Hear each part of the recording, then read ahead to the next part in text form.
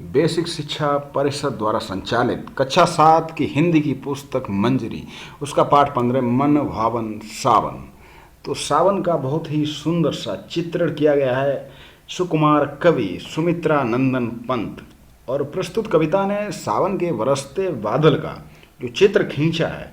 तो कविता के अंत में कवि ने जन जन से जीवन में, यानी कि इस कविता के माध्यम से लोगों के जीवन में सावन का उल्लास भर जाए, ऐसी उसने कामना की। तो चलिए इस कविता का अर्थ समझते हैं और इसका सस्वर वाचन भी करेंगे। झमझम झमझम मेघ बरसते हैं सावन के। कवि कह रहा है कि जब बरसते बादल होते हैं तो झमझम करके तेज वर्षा करते हैं और बादलों की बूंदें पेड़ों पर गिरती हैं और फिर उनसे छनकर जमीन पर, आपने जब बारिश होती होगी किसी पेड़ के नीचे, जब आप छुपे होंगे उस बारिश से, तो आप देखते होंगे कि उस पेड़ से छन छन के बूंदें गिरती हैं और जब हवा चलती है तब तो बहुत तेजी के साथ गिरती है। तो छम छम गिरती हैं बूंदें तरुओं से छन के, तरु यानी कि पेड़। चम चम बिजली चमक रही है रे उर्मे घन के। और जब बिजली दिन में, जब बिजली तड़तड़ाती है तो उसकी जो चमक से दिन में घने अंधेरा छा जाता है, यानी कि थम थम दिन के तम में स्पने जगते मन के। और ऐसा लगता है कि जैसे कि आदमी रुक कर सोचने लगता है कि मानो स्वप्न देख रहा है। यानी कि जब दिन में बिजली चमकती है और एकदम अंधेरा छा जाता तो आदमी ये लगता है फिर कि ये जैसे कि वो स्वप्न देख रहा है। सपने जगते मन के, तम में सपने जगते मन के, थम थम, यानी कि दिन में भी रात के सपने देखने लगता है। नहीं कहते हैं कि दिन में क्या तारे देख रहे हो, पंखों से रे फैले फैले तारों के दल। और जब बारिश होती, देखिए ये वृक्ष हैं, ताड़ के वृक्ष हैं, तो उनके जो पंख हैं, उनके जो दल हैं, उनकी जो पत्तियां, तो बड़ी बड़ी पत्तियां जो हैं, तो लग रहा है कि पंखों से, उनके पंख हैं, पंखों से रे फैले ताड़ों के तल, और लंबी लंबी अंगुलियां चौड़े कर तल, यानी कि, और जो उनकी पत्तियां जो होती हैं वो किस तरह लगती हैं, जैसे उनकी लंबी लंबी अंगुलियां हों, और हथेली के साथ उन पर पानी की धार तड़ तड़ करके जब गिरती है, पड़ती है, और हाथ और मुंह से बूंदें झिलमिल कर गिरती हुई उन पर टप टप गिरती हैं। यानी कि लंबी लंबी उंगलियां हैं, चौड़े करतल, तड़ तड़ पड़ती धार बार की उन पर चंचल, और उन पत्तियों के ऊपर जब बूंदों की धार तेजी से जब गिरती, पट पट की आवाज़ होती है, चूंकि पत्ती बड़ी होती है। टप टप झरती कर मुख से जल बूंदें झलमल, और उनसे झरकर वो बूंदें जमीन पर फिर गिरती हैं, नाच रहे हैं। यानी कि जब उन पत्तियों पर गिरती हैं और जब पत्तियों से होकर जब जमीन पर गिरती हैं तो लगती है कि जैसे उनके मुख से बूंदें झलमल करती हुई गिर रही। नाच रहे हैं पागल हो तो ताली दे दे चल दल, नाच रहे हैं पागल हो ताली दे दे चल दल। यानी कि जो पीपल का वृक्ष होता है और उसके जो पत्ते होते हैं, जब बारिश होती है और वो जब पत्तियां हिलती हैं तो लग रहा है कि वो तालियां दे दे कर नाच रहे हैं।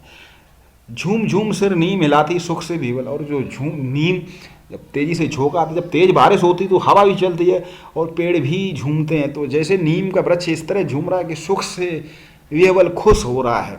हर श्रृंगार झरते बेला कली पड़ती बढ़ती प्रतिफल, और हर श्रृंगार का वृक्ष, बेला का वृक्ष, ये जो खुशबूदार वृक्ष होते हैं, उनके ऊपर जब बारिश की बूंदें गिरती हैं तो वो भी खुश हो रहे हैं, और वो भी जो है अपनी खुशी व्यक्त कर रहे हैं।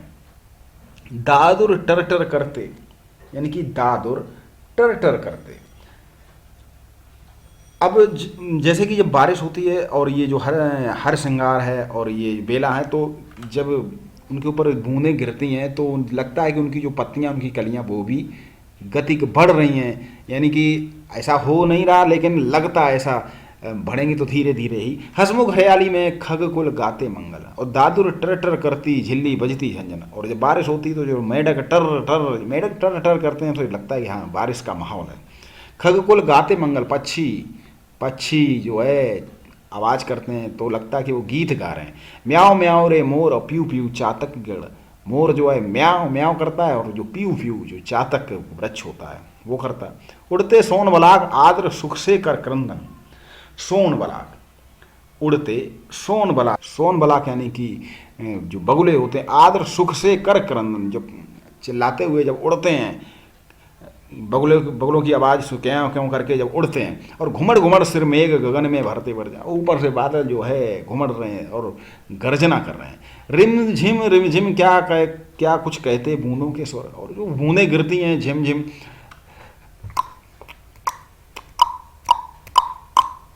इस तरीके से जब आवाज़ होती है रिम झिम क्या कहते बूंदों के स्वर, और रोम शहर उठते छूते वे भीतर अंतर। उन बारिश की बूंदों में जब भीगते हैं तो जो है रोम शिहर छूते अंदर तक मन रोमांचित हो जाता है।